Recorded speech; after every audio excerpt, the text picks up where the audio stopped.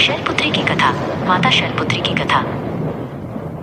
हिमालय पर्वत की ऊंची चोटियों पर जहां बादलों का घर था, एक राजा रहते थे जिनका नाम हिमवान था। उनकी रानी का नाम मेना था। वे दोनों बहुत खुश थे, पर उनके मन में एक इच्छा थी। एक दिन उनकी प्रार्थना सुनी गई।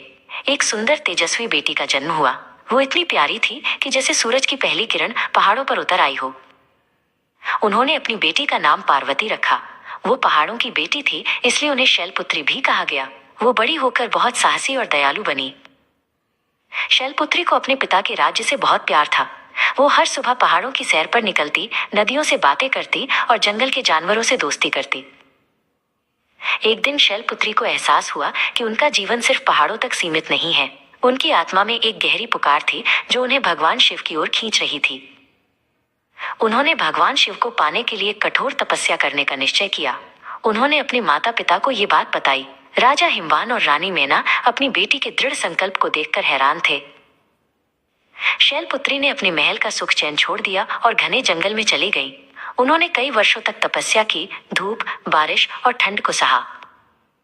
उनकी तपस्या इतनी गहरी थी कि पूरा ब्रह्मांड हिल गया। देवता और ऋषि उनके सामने नतमस्तक हो गए। अंत में भगवान शिव उनकी तपस्या से प्रसन्न हुए और उनके सामने प्रकट हुए। उन्होंने शैलपुत्री को अपनी पत्नी के रूप में स्वीकार किया। इस तरह शैलपुत्री ने अपने प्रेम और तपस्या से भगवान शिव को पाया। वो पहाड़ों की बेटी थी, लेकिन उनकी शक्ति और प्रेम पूरे संसार में फैल गया।